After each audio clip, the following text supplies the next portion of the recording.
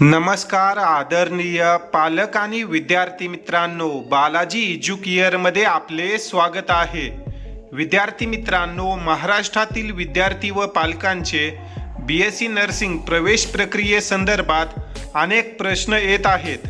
अनेक विद्यार्थी व पालक BSc नर्सिंगचे कॅप राऊंड कधीपासून सुरू होतील, काउन्सिलिंगसाठी रजिस्ट्रेशन कधी करायचं, अशा प्रकारे प्रश्न विचारत आहेत।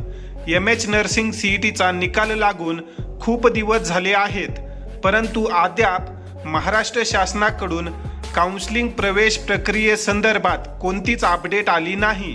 कधीपासून हे रजिस्ट्रेशन सुरू होऊ शकतात, पुढे राऊंड कशा पद्धतीने होतील, नियम काय आहेत, तसेच यावर्षी गव्हर्नमेंट BSc नर्सिंग कॉलेजमध्ये वाढ होणार आहे का नाही, या सर्व प्रश्नांसंदर्भात आपण या व्हिडिओमध्ये सविस्तर माहिती घेणार आहोत। या व्हिडिओला महाराष्ट्रातील इतर गरजू विद्यार्थ्यांपर्यंत शेअर करा व BSc नर्सिंग प्रवेश प्रक्रियेसंदर्भात येणाऱ्या टाइम टू टाइम अपडेटसाठी आजच बालाजी एज्युकेअर या यूट्यूब चॅनलला सबस्क्राईब करा, जेणेकरून येणारे सर्व माहितीपूर्ण अपडेट टाइम टू टाइम तुम्हाला मिळत राहतील। तर विद्यार्थी मित्रांनो, सर्वात अगोदर आपण BSc नर्सिंगचे कॅप राऊंड कधीपासून सुरू होतील त्या संदर्भाने माहिती घेऊ। या ठिकाणी आपण ही नोटीस पाहू शकतो। ही नोटीस महाराष्ट्र शासनाद्वारे देण्यात येते। अशा प्रकारची नोटीस आल्यानंतर महाराष्ट्रामध्ये जे काही BSc नर्सिंगचे प्रवेश आहेत ते सुरू होतात। या प्रकारची नोटीस यावर्षी देखील महाराष्ट्र शासनाद्वारे दिली जाईल। ही नोटीस आल्यानंतर मी तुम्हाला आपल्या YouTube व्हिडिओ मार्फत अपडेट करेल। आपण जर ही नोटीस पाहिली तर ही मागील वर्षीची नोटीस आहे। मागील वर्षी तुम्ही या ठिकाणी पाहू शकता 8 जुलैला प्रवेश प्रक्रिया सुरू झाली होती व रजिस्ट्रेशन देखील 8 जुलैपासून सुरू झाले होते। या वर्षीचा जर आपण विचार केला तर जी काही रिनीटची परीक्षा झाली त्यामध्ये 1 महिना विद्यार्थ्यांचा गेलेला आहे। त्यामुळे यावर्षी जे काही BSc नर्सिंगचे कॅप राऊंड आहेत ते रिनीट 2026चे निकाल लागल्यानंतरच सुरू होतील। साधारण 20 जुलै नंतर महाराष्ट्रात BSc नर्सिंगची प्रवेश प्रक्रिया सुरू होईल व कॅप राऊंडचे जे काही रजिस्ट्रेशन आहेत, चॉईस फिलिंग आहे, ती प्रोसेस देखील 20 जुलै नंतरच सुरू होईल। त्यामुळे महाराष्ट्रातील सर्व विद्यार्थी आणि पालकांनी रिनीट 2026चे निकाल लागूजेपर्यंत संयम ठेवा।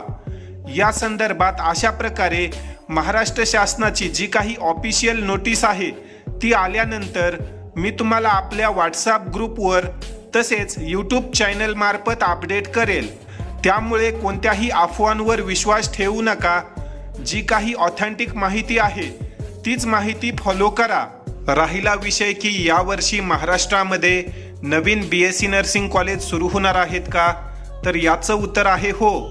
यावर्षी महाराष्ट्रामध्ये साधारण 7 नवीन जे काही गव्हर्नमेंट BSc नर्सिंग कॉलेज आहेत ते सुरू होऊ शकतात। या ठिकाणी आपण ही जी काही कॉलेजची यादी आहे ती पाहत आहोत।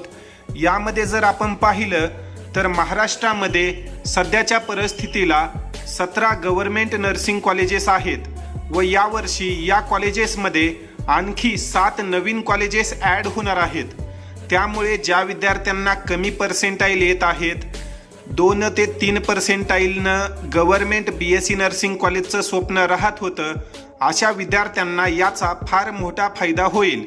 व ज्या विद्यार्थ्यांचे 80 पर्सेंटाईल, 85 पर्सेंटाईल या दरम्यान देखील मार्क आहेत, अशा विद्यार्थ्यांना महाराष्ट्रात गव्हर्नमेंट नर्सिंग कॉलेज मिळू शकतं। फक्त योग्यरित्या काउन्सिलिंग तुम्ही केलं पाहिजे, कारण BSc नर्सिंगची जी काही काउन्सिलिंग होते त्याचे नियम फार कडक आहेत। तुमच्या हातून एक जरी चूक झाली तर तुमचं पूर्ण वर्ष वाया जाऊ शकतं व विद्यार्थ्याला परत रिपीट करावं लागेल। त्यामुळे योग्य काउन्सिलरची निवड करा, जो व्यक्ती तुमच्या रजिस्ट्रेशन पासून ते फायनल ॲडमिशनपर्यंत वैयक्तिकरित्या तुमची मदत करेल। अशाच व्यक्तीकडे तुम्ही काउन्सिलिंग करा, जेणेकरून प्रवेश प्रक्रियेच्या विविध टप्प्यांवर ज्या काही येणाऱ्या अडचणी आहेत, काउन्सिलिंगचे नियम आहेत, ते तुम्हाला समजून सांगून तुमची योग्यरित्या मदत करेल। अशाच व्यक्तीकडे तुम्ही पेड काउन्सिलिंग जॉईन केलं पाहिजे। जे काही तुमचे मार्क आले आहेत त्यानुसार कॉलेजची यादी देणं, त्या कॉलेजचे मागील वर्षीचे कट ऑफ, वार्षिक फी स्ट्रक्चर, मुलींना मोफत शिक्षण योजना त्या ठिकाणी लागू आहे का, कशा प्रकारे तुम्ही या योजनेचा लाभ घेऊ शकता, ही संपूर्ण माहिती त्या व्यक्तीला असणं आवश्यक आहे.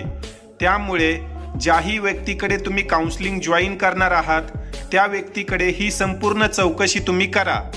ज्या विद्यार्थ्यांना ही संपूर्ण A to Z process Balaji Educare मार्फत पार पाडायची असेल असे विद्यार्थी खाली दिलेल्या नंबरवर संपर्क करू शकतात.